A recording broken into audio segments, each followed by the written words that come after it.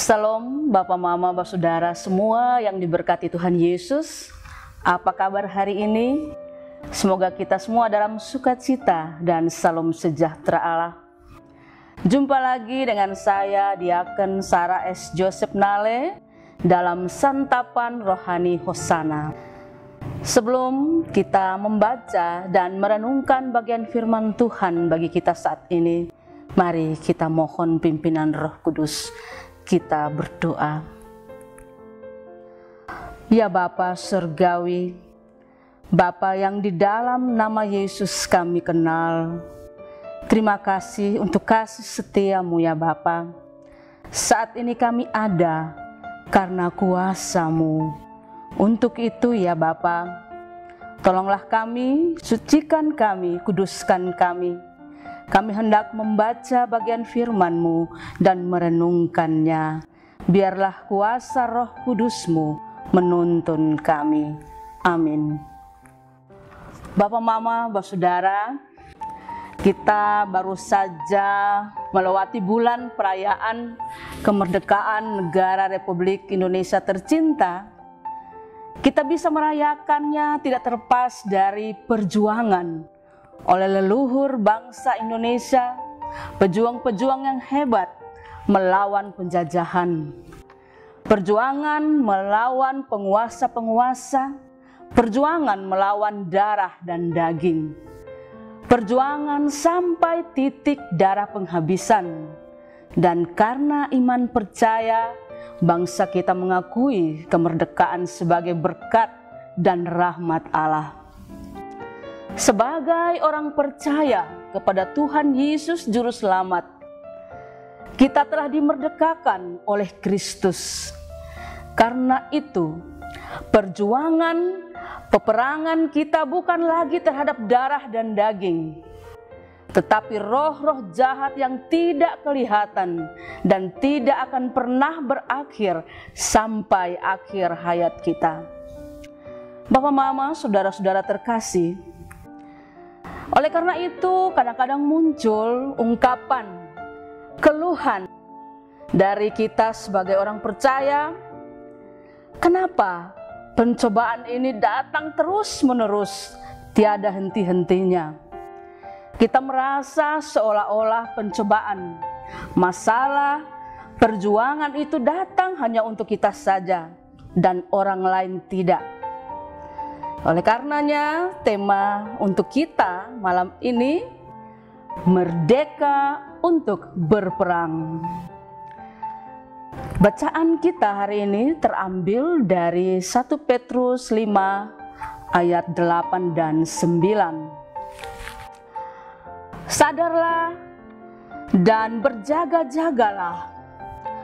Lawanmu si iblis berjalan keliling sama seperti singa yang mengaum-ngaum dan mencari orang yang dapat ditelannya.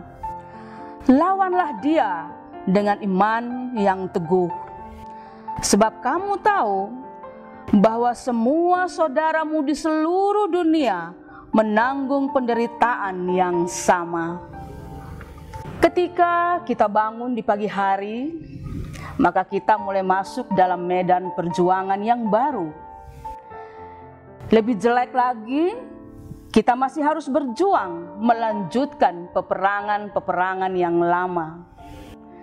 Perjuangan menghadapi anak-anak yang keras kepala membutuhkan ekstra kesabaran orang tua.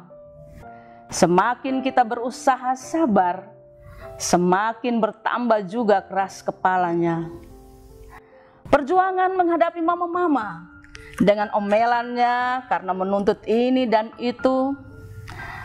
Perjuangan menghadapi bapak-bapak yang kadang masih dengan kebiasaan buruk dan akhirnya berujung pada KDRT. Perjuangan menghadapi orang lain dengan berbagai karakter dan kepentingan. Tujuan yang tidak sejalan, perjuangan untuk memenuhi kebutuhan hidup. Saat ini banyak mama-mama harus berjuang bersama anak-anak dalam pembelajaran online.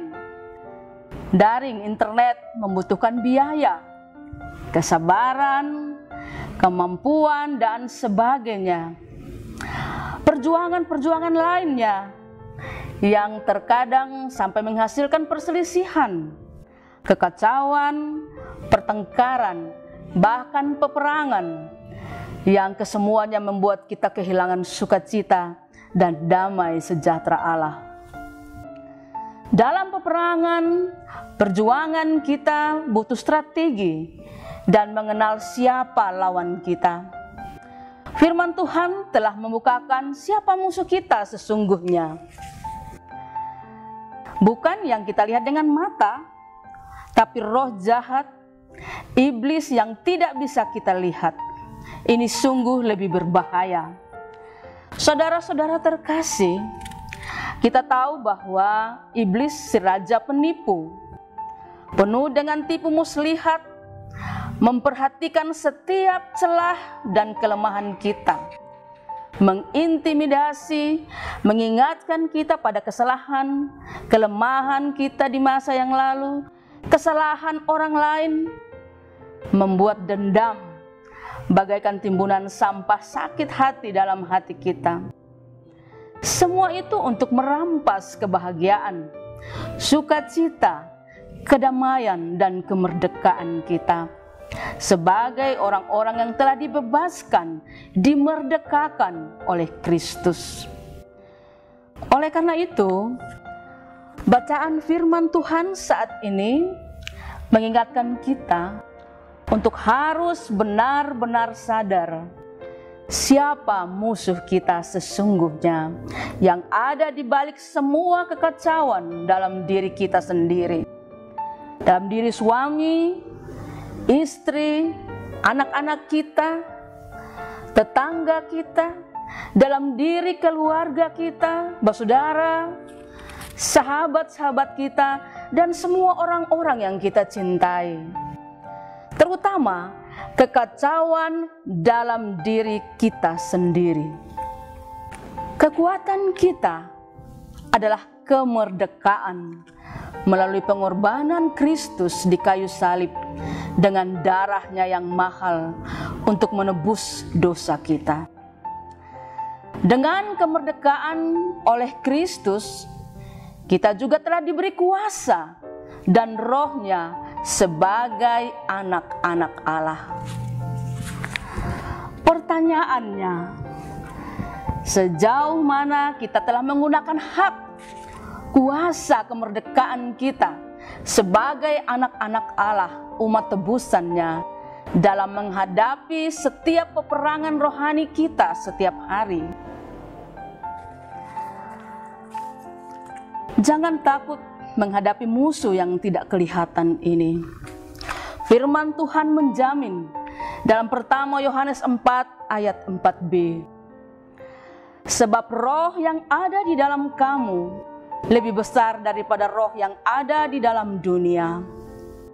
Efesus 6 ayat 10, karena itu hendaklah kamu kuat di dalam Tuhan, di dalam kekuatan kuasa-Nya. Kiranya kuasa roh Allah menolong kita setiap hari dalam peperangan rohani kita. Amin. Mari kita amini firman ini dengan bersyukur atas bagian firman yang boleh kita baca dan kita renungkan. Kita berdoa. Terima kasih ya Yesus, karena cinta-Mu, pengorbananmu di atas kayu salib telah memerdekakan kami dari cengkraman si jahat. Tolonglah kami supaya senantiasa menyadari arti pengorbananmu bagi kemerdekaan kami, supaya kami kuat dan tidak mau lagi ditipu yang membuat kami seringkali kehilangan kedamaian dan sukacita surgawi. Berkati kami semua ya Bapa, di dalam nama Yesus kami bersyukur. Amin. Demikian santapan rohani saat ini. Tuhan Yesus memberkati. Shalom.